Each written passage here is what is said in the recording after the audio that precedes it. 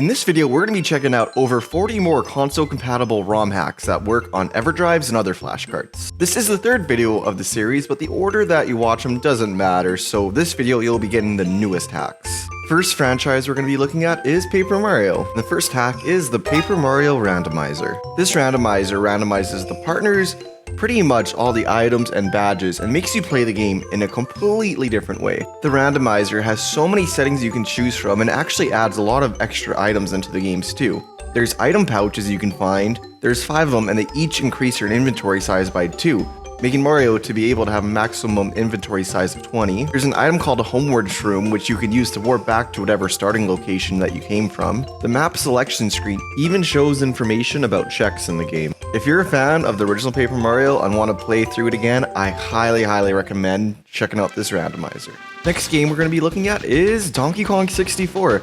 And the first hack is Donkey Kong Racing by Glorious Liar. So this hack pretty much takes the car race minigame in Donkey Kong 64 and lets you play it in different environments around the game. The initial hub is actually really similar to Diddy Kong Racing, and this was a pretty fun challenge that I really recommend. The next hack is also by Glorious Liar. This is Banjo-KongZooie. So this pretty much puts the world of Banjo-Kazooie in Donkey Kong 64. So this contains Spiral Mountain, some of Gruntilda's lair, Mumbo's Mountain, and Treasure Trove Cove. It just definitely kind of feels surreal playing this game because both the engines are super similar, so the DK64 movement just fits right into Banjo-Kazooie. Next is on to the Mario Kart hacks, and this first hack is one of the most unique hacks I've ever seen in my entire life. This is Mario Kart 64 Hooting Time made by Hoot. So this hack, you have a whole new character selection screen with 8 new characters. They even made a system so you can name each character also.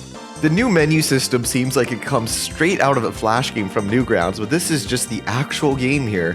The game features a whole new heads-up display, so many options, like it's honestly just insane. So if you're looking for a version of Mario Kart 64 with extra characters and more options, this is by far your best option. Next hack is Battle Kart 64 by Triclon, and this adds so many additional battle modes to Mario Kart 64.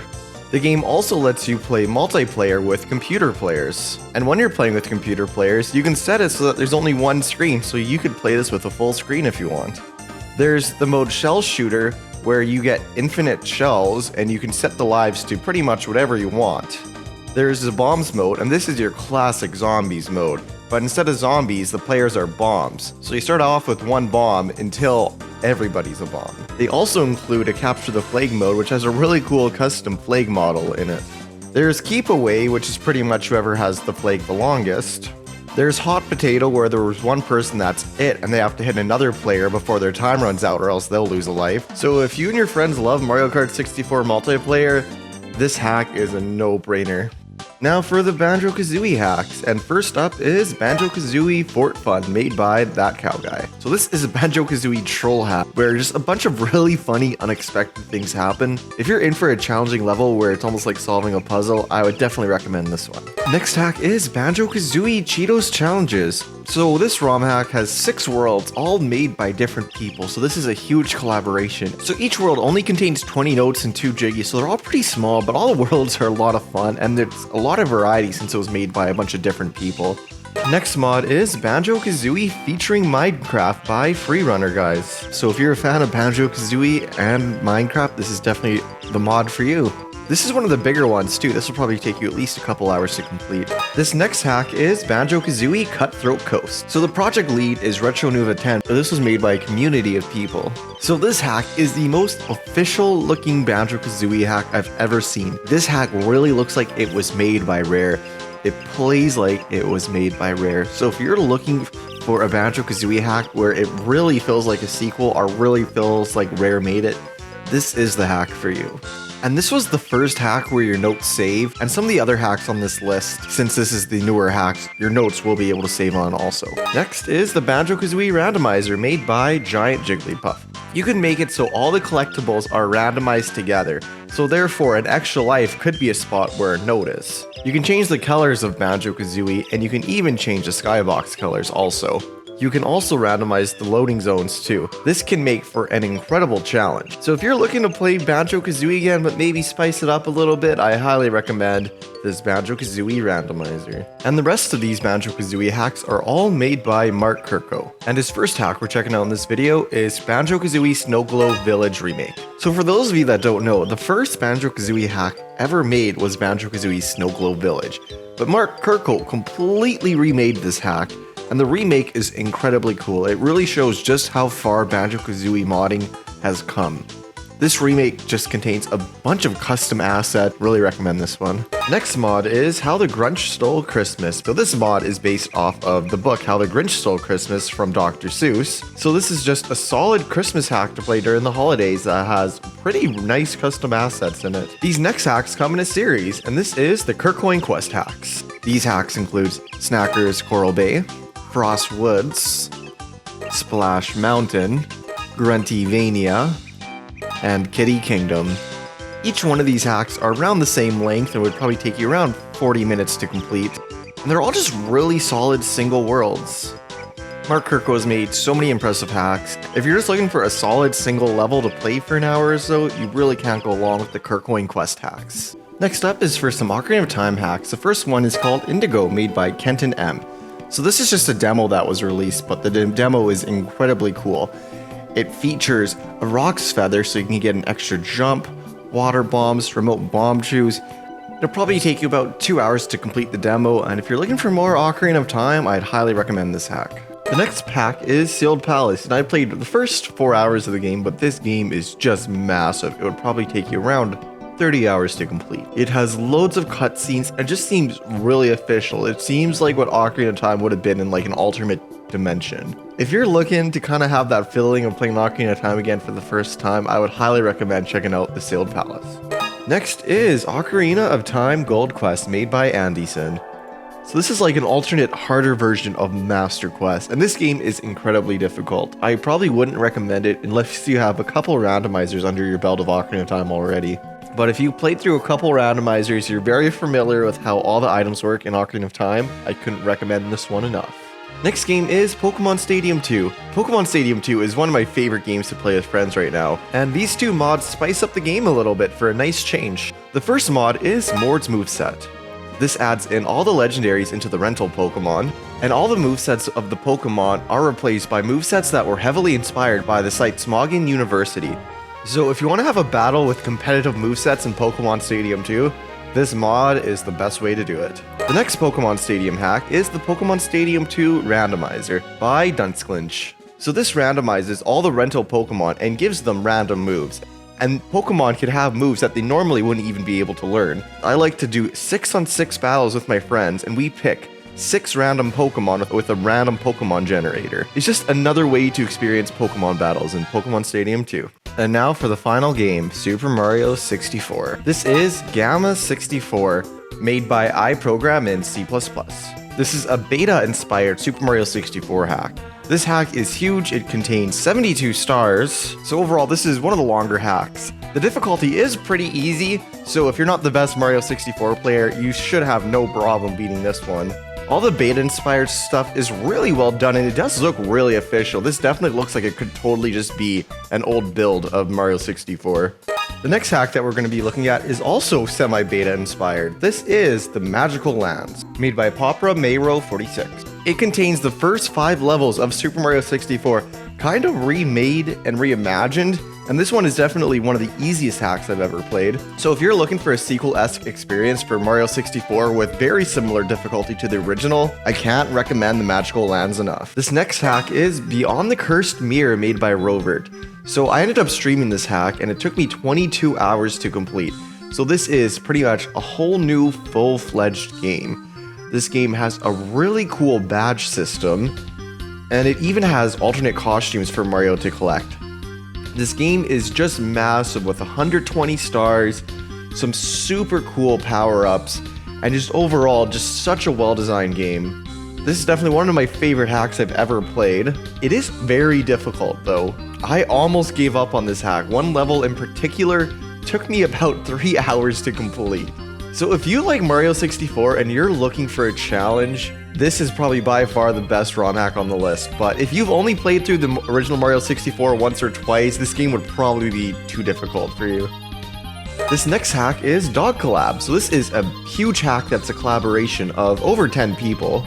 It contains 73 stars. It took me about 6 hours to complete on stream. This hack is definitely a little bit more difficult than the original, but the difficulty is pretty fair though, so I think most people would be able to complete this hack. This hack has a bunch of cool custom boss fights, a bunch of very unique custom ideas and concepts, and overall, just a really solid hack, and since there was so many developers, each level kind of has its own unique feel too. Next hack is Escape from Jail Definitive Edition. So this hack was originally made by the Gale 95, but Collab 2 went and remastered it, and when they remastered it, they made it console compatible also. So this hack contains 50 stars, and the difficulty is about probably on par with Dog Collab, so just a little bit harder than the original game. It has just a really unique theme of escaping jail, and just some really great texture work too. Like, this is a great looking hack. So this is just another really long, just really solid hack here. Now we're gonna look at some competition hacks. So these competitions usually run around a month. Being console compatible is not a requirement for any of these competitions. So these are just the hacks that I found interesting in these competitions that are also console compatible. The first competition we're going to be looking at is the crossover themed level competition by Simple Flips. First up is Mario vs WarioWare by Team Cornersoft. This hack is incredibly impressive. They pretty much just put WarioWare into Super Mario 64. So you have a bunch of custom challenges that you have to do within a certain set time amount. And as the game progresses, the challenges get harder and harder. And they even have boss challenges too. So this is one of those hacks where they use the Mario 64 engine and use that engine to make a game that's a completely different genre. This next game took 3rd place in the competition, which is Celestio 64, made by the Cozies. So this is pretty much just Celeste put into the Mario 64 engine, but it is super impressive how it's done. They got the 2D aspect pretty much perfectly to the game, and it just looks so spot on. This ROM hack is just incredibly impressive, and I really recommend this one if you've played Celeste before. Next up is Block Mesa 64, made by Fazana, and this took 4th place in the competition. So this hack was inspired by the Half-Life series. This hack contains so many custom assets, it honestly kind of looks like a different game. It includes a really cool new custom HUD, some really great cutscenes, and if you're a fan of the Half-Life series, there's so many cool Easter eggs and callouts. The next hack is Peach's Fury by Kaze. So this hack was inspired by Bowser's Fury, and it contains 25 stars.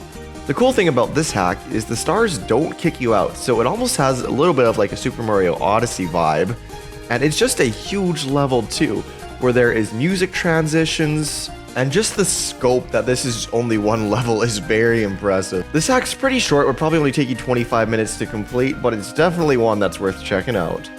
Next competition we're going to be looking at is the Dream Theme competition by Simple Flips. And in 1st place is ELISE, made by Team Cornersoft. So this is one of the most unique ROM hacks I have ever seen.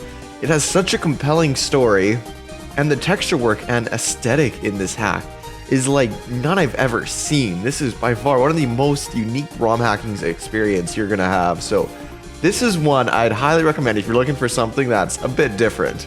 This next ROM hack took 1st place in the Mario Jam's Disaster competition, and this is Garfield Desolation by Anonymous Moose. So this ROM hack starts with Garfield leaving a bomb shelter. And overall, this is just a really unique hack here. If you're a fan of Garfield and Mario 64, this is definitely one of those hacks that you gotta experience for yourself. This next hack took 1st place in the Mario Jams 1 competition, and this is DimensiOne. This is a really cool hack where you have to do different challenges with specific requirements that have to do with the number 1. This hack has such a cool look to it and cool aesthetic. There are 20 challenges in the hack, and it's so clever how they do these challenges and incorporate only being able to do things that have to do with 1. Next hack is Fazana's 1 Jam entry. So this is pretty cool. So you have certain levels, and you're allowed 1 jump, 1 punch, and 1 dive for each level. You can collect tokens that will give you another punch, jump, or dive. So if you're looking for a puzzle Super Mario 64 hack, this is definitely a good choice. This next hack took 3rd place in the Shell Shreddin' Mario Jams competition, and it is Dorrie Vs Anime, made by Jesus Yoshi 54. This hack uses a whole new text engine, and it's pretty text heavy. But since it was made for the Shell Shreddin' competition, It uses the Koopa Shell mechanics a lot for a nice fun challenge. If you're into games with lots of dialogue, this is definitely the game for you. And the last competition we're going to be looking at is the Mario Jam's Facade competition. This competition's results aren't out yet, so these hacks haven't been ranked. First hack we're going to be looking at is Build Your Own Facade by Collab 2. This is almost just like a cool tech demo here, where you're able to customize your own castle with certain choices. It's just impressive being able to pick your own textures and everything in real time. Next is Antworks by Team Cornersoft. This hack is a prototype, but is still incredibly impressive. This really looks like a whole different game just made off of the Super Mario 64 engine. It's a really cool demo to check out, and it'd be really cool if this game got completed one day. Next hack is What Is This Place by the Cozies. So this hack was made by using ChatGPT. So how this works is the designer asked ChatGPT questions, like how they should do the object code, or what the layout of the level should be, or what the story of the game should be. This hack looks great with the lighting, and it's definitely pretty unique, so definitely one worth checking out. This next hack is Bullet Bill Simulator by Exilion. So this hack honestly reminds me of like an old Flash game or something. You play as a Bullet Bill, and this just doesn't even really seem like a Mario 64 ROM hack. It really shows just how much they can do with the Mario 64 engine now. So if you're into old kind of like Flash games like this is definitely a fun little hack to check out. And for the final hack on our list, we have Mario and Flybro, the Mysterious Mansion, made by Hyena Chan. So this hack has 33 stars, but would probably take you around an hour to complete. It features 5 courses, which are all really solid and really solid platforming. This hack is pretty simple, but that's not a bad thing at all. Just overall, if you're looking for just an hour to kill with some Mario 64 platforming, you can't go wrong with Mario and Flybro, the Mysterious Mansion. I gotta give a huge shout out to all the modders I featured in the video. All the download links and pretty much all their channels will be in the description down below. So if you want to play any of these hacks, all the download links will be down below. Alright, thank you guys so much for checking out this video. If you like this video, I have 2 others with even more console compatible ROM hacks to check out. And if you really like this, if you could leave it a like or maybe consider subscribing, I'd really appreciate it.